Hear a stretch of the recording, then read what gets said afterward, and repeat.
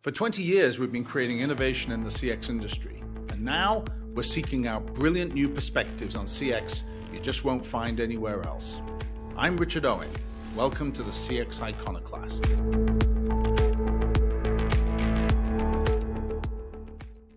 The first year of our podcast, the CX Iconoclast, was a great experience for us, and I hope for you as well. We had 16 episodes, some amazing guests ranging from leading academics to CEOs to thought leaders in CX, but all people with original thinking on how to change companies to deliver real business benefits. Here's some memorable moments. The value of my company is largely determined on what our ability to cross-sell and keep customers are. Bill Binch is one of the most accomplished sales and marketing leaders in the SaaS industry, having headed up sales and marketing at Marketo and more recently at Pendo. He now advises at Battery Ventures. I do think when you're early stage, you start a company, you conceptualize who your ideal customer profile is. And the way you prove that is probably by going and selling to anybody that knocks on your door. Or honestly, there's, I think, a lot of metrics of how we measure companies today in the cloud world that probably didn't exist or conceptually we didn't think about back then, because today you think about things like Rule of 40 that we apply to a company, net retained revenue that we apply to a company. And if you look at really well-run companies, they apply those metrics not just to the overall business, but to each segment of the business. It could be what's the perfect customer, right? Who is the person that buys, that expands, that sticks with us, that stands on our stage? I also think that sometimes too many metrics can make us forget about the first principles. Like, do customers understand what they're buying? I do think that there's a future ahead where there is going to be more emphasis on try before you buy. And that's where these PLG companies, the PLG motion to me is about consuming the user and getting those folks to say, hey boss, I really like this. It's making me more productive. It's helping me in my job, whatever. The idea to me of choosing your customers, there's some romance in that idea, but there's also this concept to me that says, wow, don't I want to proliferate my software out there as far and as wide as I can? And when I started at Progressive, it was a $70 million company. It's approaching 50 billion right now. Richard Watts was president of sales and service at Progressive Insurance during his 33 years with the company. He introduced and spearheaded a lot of their innovation around Net Promoter Score. It's a way to galvanize a large organization around a quite a simple concept as well. So it's, it may be difficult to actually implement and actually get movement and whatever, but it is so good at just putting the guardrails and saying, okay, this is how we're going to do things, and it gives everyone a common currency. The other thing that at least the successful places I've been have done a lot of great work in terms of relating that the actual a point of improvement, say in NPS or whatever measure they're going to be using, to a financial outcome. I was really fortunate to have a wonderful CEO who was very, very interested in the customer experience side of things as well. At that time, Progressive was an incredible acquisition machine. Could put on new business left, right, and center, but had what we would call a leaky bucket syndrome. I mean, they would be losing it, 4 months later, 6 months later, 9 months later, 13 months later. And so what ended up happening was there started to be a much more of a focus on putting the talent, the treasure, the time on the retention side of the house. I remember early on, one of the kind of these seminal moments was thinking about almost like mourning for the loss of the customer. And it was just a completely different way of thinking but then putting and directing, IT talent, systems, processes around solving for that.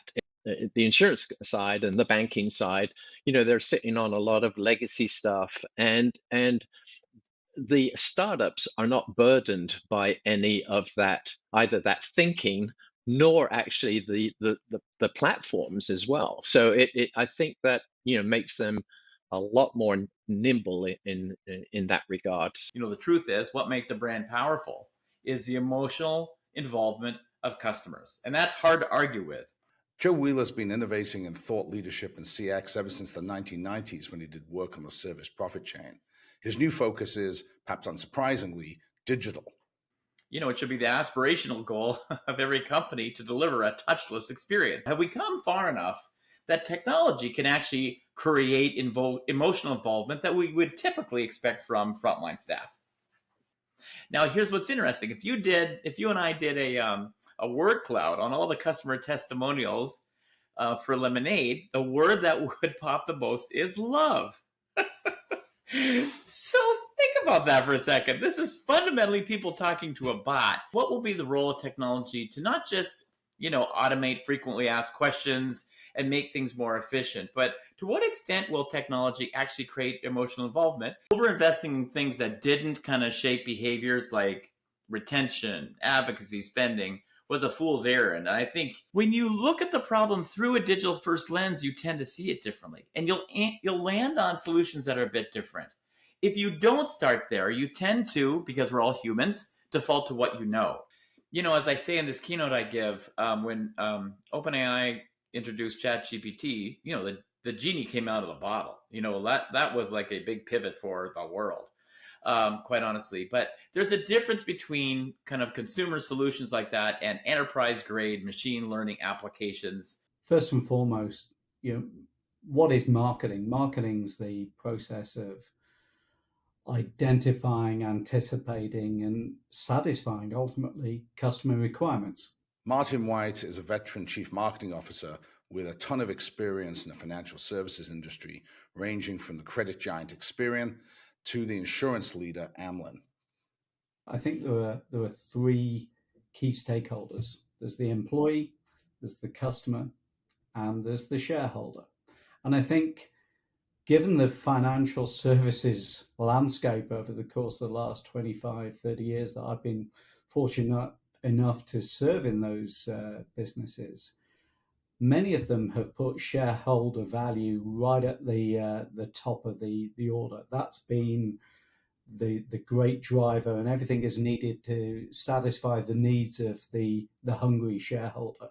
It takes nothing to invest in organizational attitude, right? So if you've got your teams across the business thinking what's important, thinking what I call outside in rather than inside out, focused on the needs of the customer, that's proven time and time again, whether it's B2C or B2B, as being a very effective way to increase customer satisfaction, improve retention, stimulate loyalty, and thereby profitability. Many of the banks rely upon inertia. You look at the number of times that UK citizens move their bank accounts during their lives, or ask them in a survey, when was the last time you changed your bank account? And it goes to a long period of time. That efficiency focus is certainly happening out there right now. Is it driving a change in selling? 100%. Is it driving change in marketing? 100%. What's the world going to be like if Tesla actually figures out how to not have any accidents in their cars? What does that do for insurance companies? It should be a very obvious journey for organizations to understand and make that leap of faith that satisfied customers drive long-term shareholder value. If there's a potential for a flywheel in your business to personalize the experience, to then make it more relevant to customers, which is really this transition from the attention economy to the value economy, then generative AI can really help with turn that cycle faster and will have a big impact, as long as it's not creepy. Thanks for listening to the CX Iconoclast from OCX Cognition. Subscribe wherever you get your podcasts so you won't miss any of our thought-provoking conversations. And please get in touch if you want to learn more about what OCX Cognition's predictive CX analytics platform can can do for your business by providing complete insights into every account, continuously updated and connected to operations. You'll find contact info in the show notes.